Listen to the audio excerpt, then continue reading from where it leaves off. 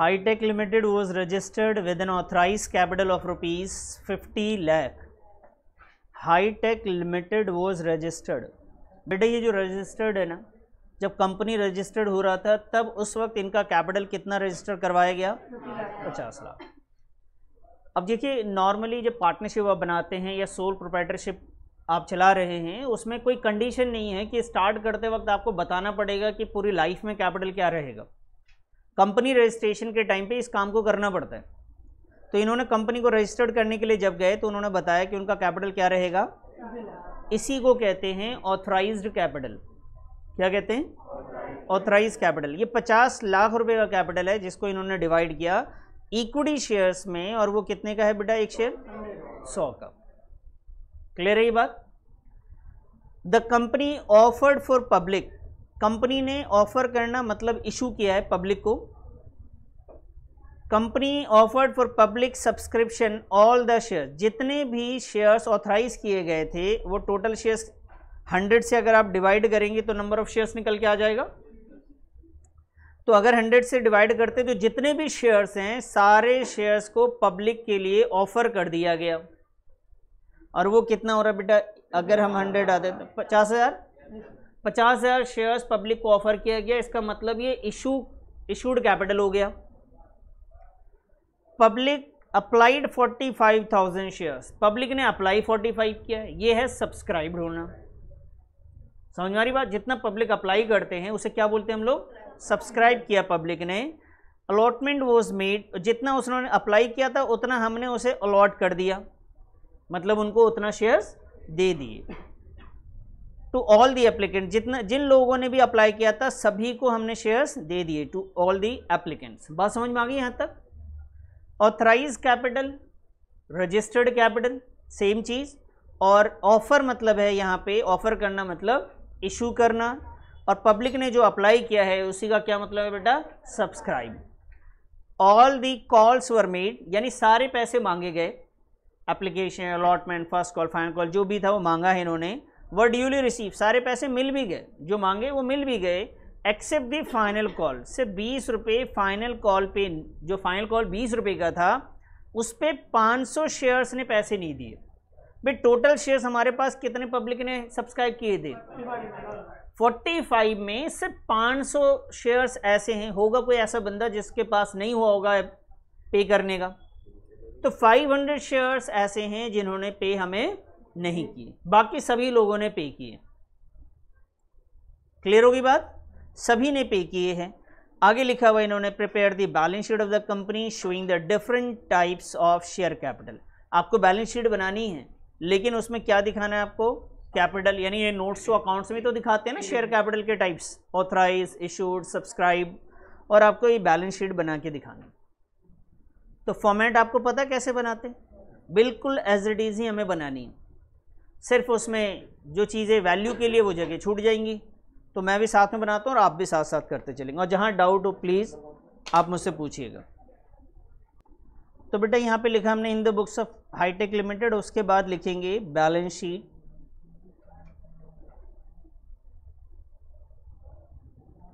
Balance sheet जब बनाएंगे तो आप यहाँ पे बेटा एज एट लिख दीजिएगा, और जो डेट गिवन हो वो डेट लिखिएगा, अगर गिवन हो तो, नहीं है तो स्पेस दे दीजिएगा।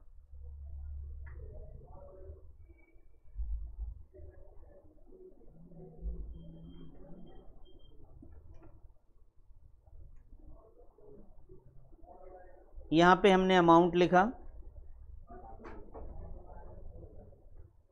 नोट नंबर,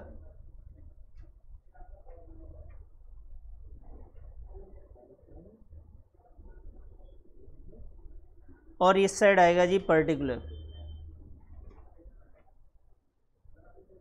पॉइंट नंबर 1, ये साइड आपको एसेट्स और लायबिलिटी वाली लिखनी है। यहाँ पे हम क्या लिखेंगे बेटा? सबसे पहले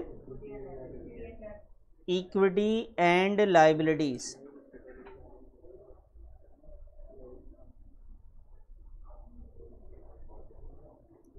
इक्विटी एंड लायबिलिटीज ये आपका हो गया जी। उसमें आपका जो हेड है, सबसे पहले हम किसके बारे में बात करते हैं sir? Share holders fund. Format तो आपको बता ही दिया मैंने, वहीं देख सकते हैं आप।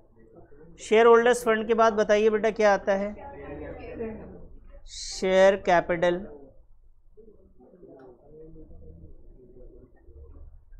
क्या इस क्वेश्चन में सिक्योरिटी प्रीमियम रिजर्व है कहीं पे? नहीं है, तो बेटा यहाँ पे सिक्योरिटी प्रीमियम रिजर्व नहीं लिखेंगे, मतलब रिजर्व एंड सरप्लस का जो बी वाला हेड होता है वो आने की जरूरत नहीं है यहाँ पे, आप सिर्फ शेयर कैपिटल लिख देंगे। क्लियर है ये बात? उसके बाद इसे आप यहाँ पे टोटल का साइन लगाएंगे, वैल्यू हम बाद में कैलकुलेट कर लेंगे, इसका नोट में नोट नंबर 1 है सर ये।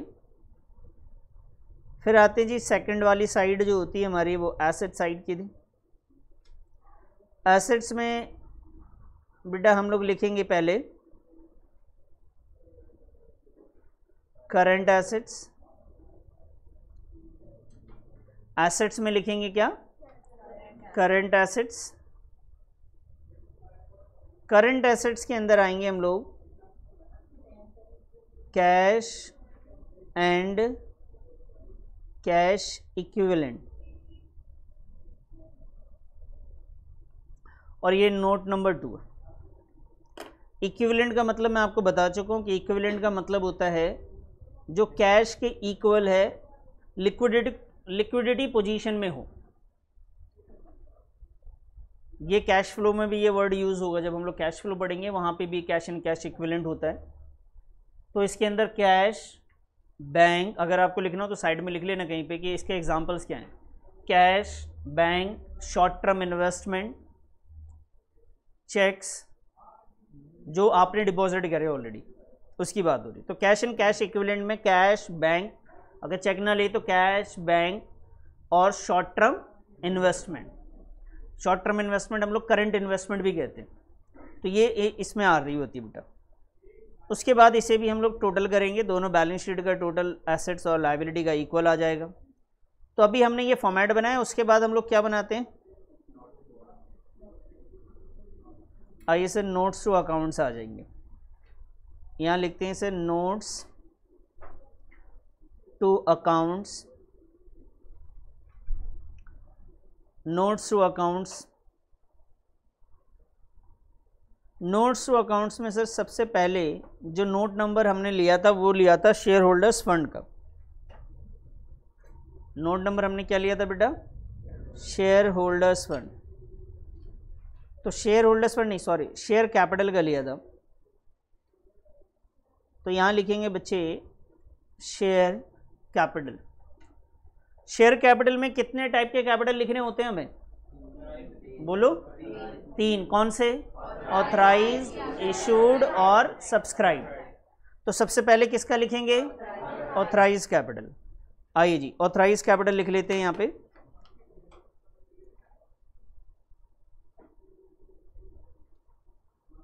ऑथराइज कैपिटल, ऑथराइज कैपिटल में आप वही तरीका है, सबसे पहले आप स्पेस छोड़ दीजिए, share of rupees dash each. भाई बैलेंस शीट बनाएंगे हमेशा यही फॉर्मेट फॉलो करते हैं हम लोग। तो यहाँ पे वैल्यू हम बाद में लिख लेंगे कि कितने शेयर्स थे, कितने ये थे, पहले फॉर्मेट बना लेंगे। ऑथराइज हो गया जी। ऑथराइज के बाद क्या आएगा बेटा, इशूड कैपिटल।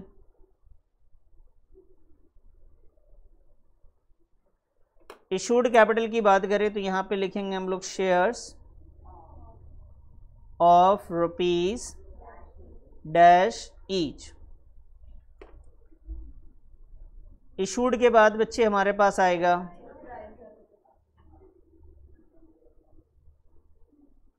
सब्सक्राइब्ड कैपिटल आ जाएगा। इशूड के बाद क्या आएगा बेटा, अब सब्सक्राइब कैपिटल में फिर से, सब्सक्राइब में कितनी कैटेगरी थी, 2। एक था subscribed and fully paid up और subscribed and not fully paid up. जैसा कि इस क्वेश्चन में आप देख रहे हो कि एक ऐसा बंदा है जिसने पूरे पैसे नहीं दिए, बाकी लोगों ने दिए, तो 2 कैटेगरी बनेगी इसमें। डैश, पहले तो नहीं ये लिख लेते heading, subscribed and fully paid up. तो यहाँ पे लिखेंगे आप share of rupees each dash है ये दोनों। उसके बाद आएंगे sir subscribed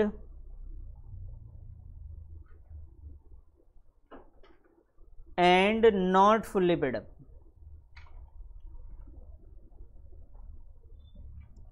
subscribed and not fully paid up.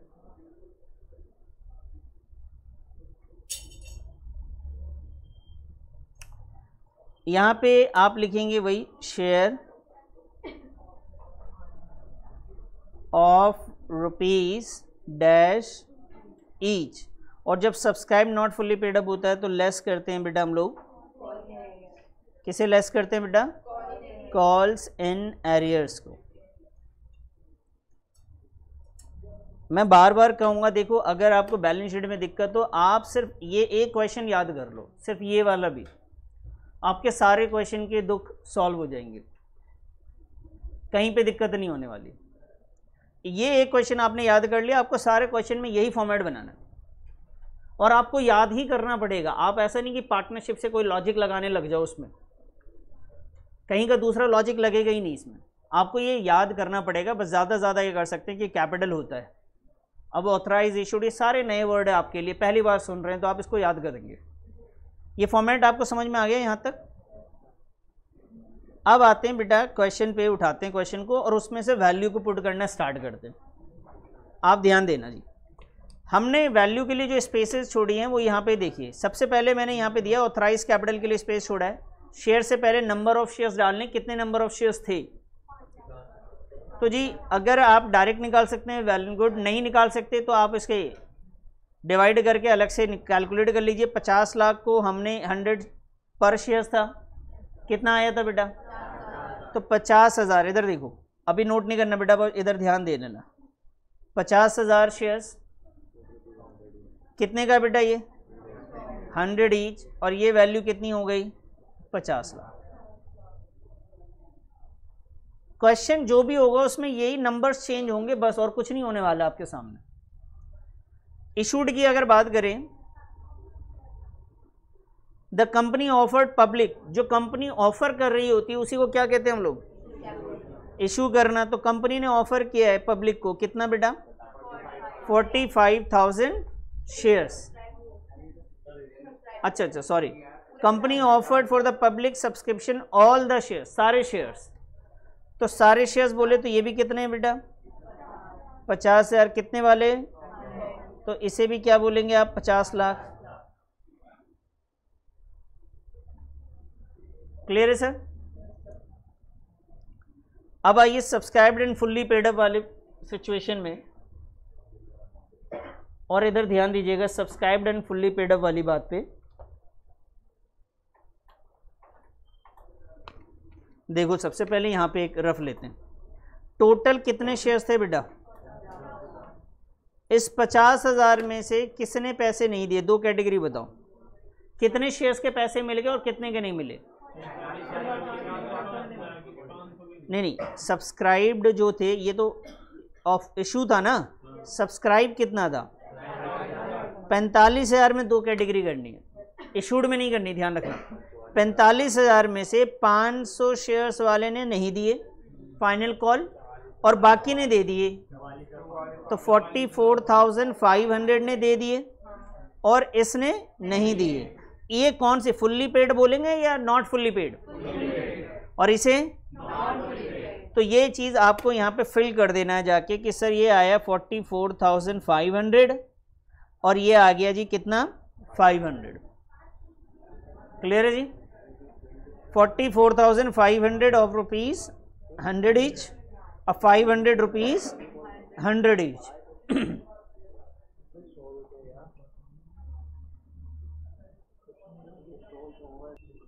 बताइए बेटा ये कितना आया इसका? 445 और ये है सर 44,50,000। बच्चे इधर ध्यान दो, ध्यान। यार एक बात बता, सबकी कॉल ही आ रही है। ये ठीक है बेटा? 500 शेयर ऑफ रुपीज 100 ईच। इधर ध्यान देना इसको, ये काफ़ी इंपॉर्टेंट चीज़ है कि sir 500 shares of rupees 100 each, तो टोटल कितना हो गया सर? ये कितना हुआ? ये 50,000 शेयर्स कितने हो गए? अब ये यहाँ पे समझने वाली बात ये है, जैसे ये कह रहा था कि सर उसने फाइनल कॉल 20 रुपये का था। कितने का था फाइनल कॉल बेटा? कह रहा सर इसने बंदे ने सिर्फ फाइनल कॉल नहीं दिया है 20 रुपये, आप 80 लिख दो ना।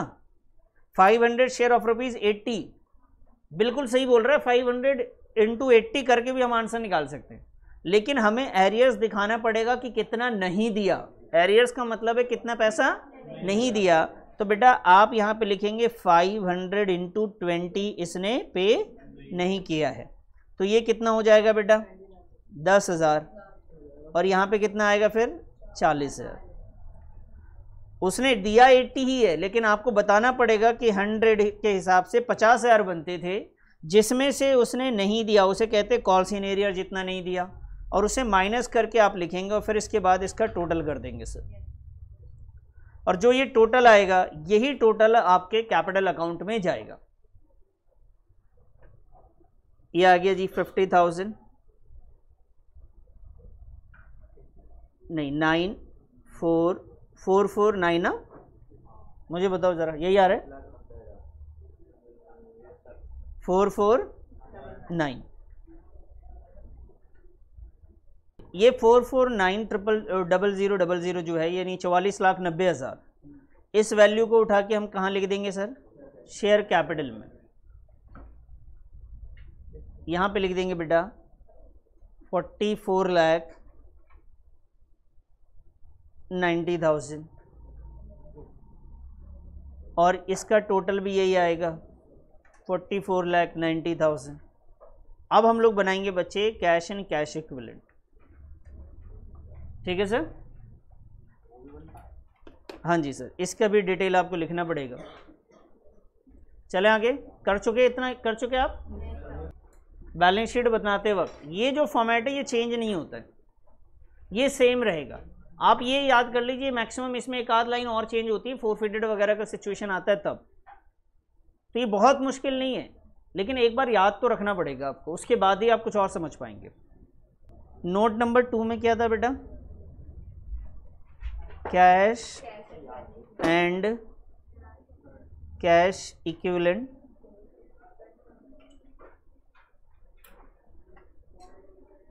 कैश एंड कैश इक्विवेलेंट, और उसके अंदर लेंगे बेटा कैश एट बैंक।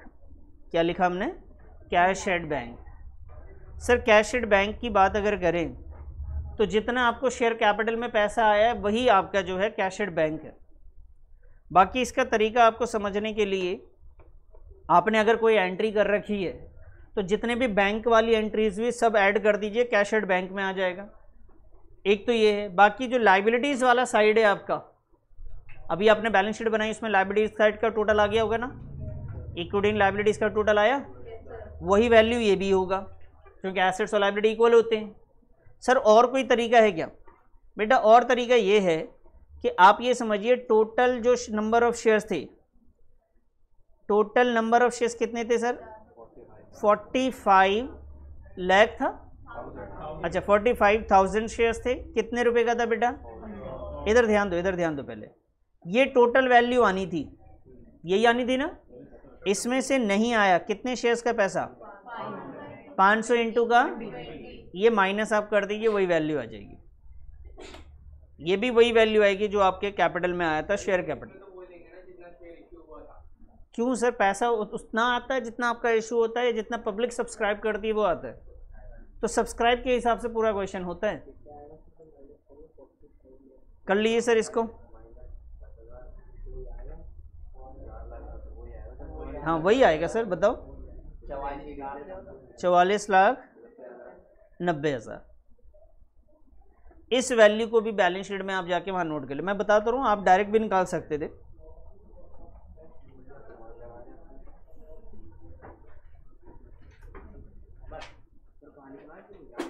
कर लिया बेटा ये, और बैलेंस शीट में तो यहां पे भी वैल्यू वही आई सर, 44,90,000। बताइए बात समझ में आ गया आपको या नहीं आया? क्लियर है? चलिए बस कोई डाउट हो तो मुझसे पूछ लीजिए पहले आप, लेकिन एक बात दिमाग में बैठा लीजिए, इसे याद करेंगे आप, याद करेंगे तभी दूसरे क्वेश्चंस आपको आसान लगेंगे।